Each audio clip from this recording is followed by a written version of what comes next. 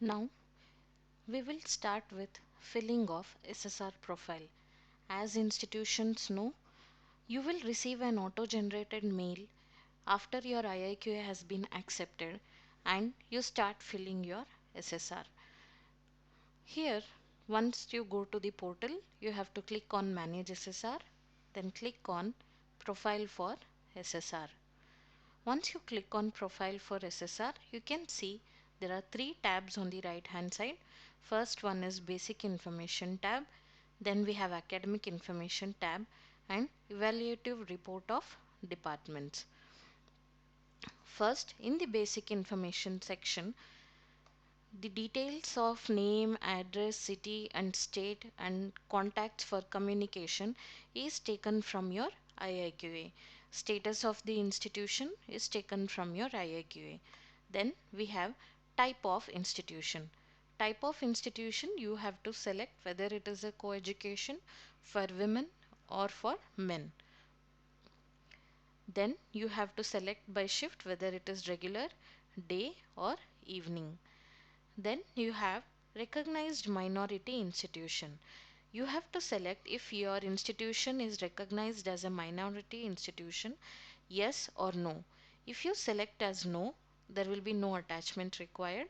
Once you select it as yes, you have to upload a file which shows the minority approval letter. Then you have to specify what is the minority status, whether it is linguistic, religious or any other. The one which you fill can be filled in, the remaining can be left blank. Then you have establishment details. The date of establishment of your institution is taken from your IIQA form. The number of academic years completed till date will be calculated by the system. Then you have the university to which your college is affiliated, if it is a affiliated college, and the details will be displayed as you have filled in the IIQA. Similarly, under the section 2F 12B, which are the details of UGC recognition, the date and the document will be displayed if you have entered in your IIQA form. Then you have details of recognition or approval by statutory or regulatory bodies like AICTE, NCTE, MCI, DCI, PCI, RCI, etc. other than the UGC. The regulatory authority name and the recognition details, that is the approval letter and the date, which is day, month and year in which the approval was received for your institution, will be displayed by the system. The validity in months also will be displayed by system taking from your IIQA form. If you wish to write any remarks, you can write it here by typing. Then we have details of autonomy. In details of autonomy, the first question is, does the Affiliating University Act provide for conferment of autonomy as recognized by the UGC on its affiliated colleges? If you want to say yes, you can say as yes and give the document which is required, or you can select no. Then next question is, if yes, has the college applied for availing the autonomous status? That is, if you say yes here, you have to select again yes or no for the autonomous status. Otherwise, these questions remain to be no. Then you have recognitions, which is the college recognized by UGC as a college with potential for excellence? This is taken from your IIQA. Is the college recognized for its performance by any other government agency? If you have, you can say yes and provide the name of the agency and the date of recognition, or else you can select it as no. Then you have location and area of the campus. The campus type and address is taken from your IIQA. Location you have to select from urban, semi-urban, rural, tribal or hill, and you have to give the campus area in acres and also in square meters. Then you can just click on save and next. Once you click on Save and Next, you will be moving to the next tab in the portal. The next tab is Academic Information. Here you can see, please note the session will automatically time out in 30 minutes. Ensure to save the data. That is, we have explained about session timeout in the guidelines video also. It is to notify to the users that you have to keep clicking on save button after filling a respective section. Otherwise, you will be considered as idle and you may automatically log out and your data will not be saved. So after filling each section or table, you have to click on save button, and this applies throughout the portal, not just the academic information tab. Here in academic information tab, the first section is details of programs offered by the college. Give data for current academic year. Here the level of the program and the name of the program or course is taken from your IIQA form. You have to fill in the duration in months and entry qualification you have to fill in. The medium of instruction has to be selected from the list. You can select one or more languages depending on what all the languages your institution is offering. And then you have sanctioned strength which you have to provide for each program and the number of students admitted in that respective program. Going further, we have position details of faculty and staff in the college. While filling your SSR profile, always remember you have to provide the current year data, and current year here in SSR means your recently completed academic year data has to be provided. So the position details of the faculty and staff in the college, you have to fill in how many professors, associate professors and assistant professors are in position. You have to give the UGC number which is sanctioned by the UGC or university or state government.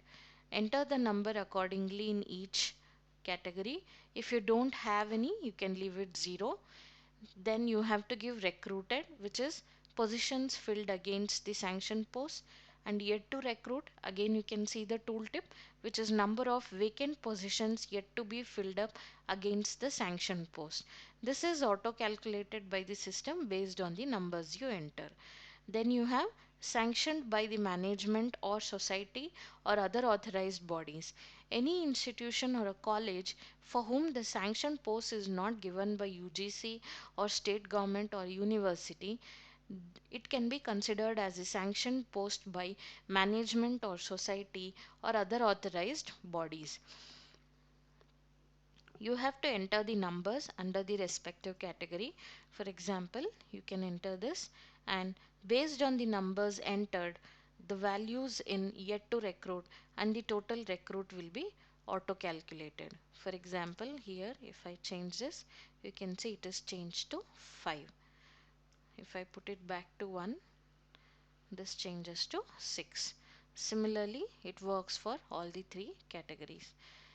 Similarly, you have non-teaching staff. Again, you have to give the sanctioned posts recruited and yet to recruit. Then you have technical staff. Again, you have to give the data of sanctioned positions recruited and yet to recruit. Next, you have qualification details of the teaching staff.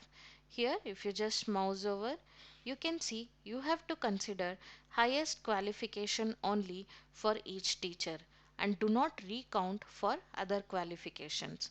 For example, if you have a PhD professor, you should not count him under PG. So the highest qualification has to be considered. You can enter the number respectively under male, female and others category. The total will be calculated by the system. For example, right now the total here is 7. If I change this from 1 to 2, you can see this will change to 8. So the total column is calculated by the system automatically based on the numbers you have provided in each category. Similarly, you have to provide the qualification details of temporary teachers and part-time teachers. Then you have details of visiting or guest faculties. So this is professors appointed against special provisions. So if you have any faculty, you can provide it as 1 or the number which you require. The total will be calculated by system. If you don't have any visiting or guest faculty, just leave it as 0. Then you have to provide the following details of students enrolled in the college during the current academic year. Here you can see the program is displayed from your IIQA form. If you have PhD, the PhD column will be displayed, or you have just UG and PG as per the number of programs you have given in your IIQA form. Under each category, you have to give number of students from the state where college is located, from other states of India, NRI students, that is the non-resident Indian students, foreign students, and the total is calculated by system. For example, right now here it is 403. If I change it to 127, it changes to 405. Similarly, you have to provide for PG. Then you have provide the following details of students admitted to the college during the last 4 academic years. So this is the category based admissions for your institutions. You have to give the details in year 1 how many male students were admitted under SC category, in year 2 how many male students under SC category, year 3 how many, year 4 how many. Similarly, you have to give for SC, ST, OBC, general and others. The total is calculated by the system. Then going further, you have to provide the following details where we have asked for you have to give the data only for the last academic year. In this you have to give the number of programs which are self-financed and any new programs you have introduced during the last 5 years. You have to give the unit cost of education and including salary component and excluding salary component. The formula is unit cost will be total annual recurring expenditure actual divided by total number of students enrolled. You have to use this formula and calculate the unit cost and provide it here. After filling this, you can click on submit and next. Any section left will be shown in the error message. Here we can see it as please enter students count.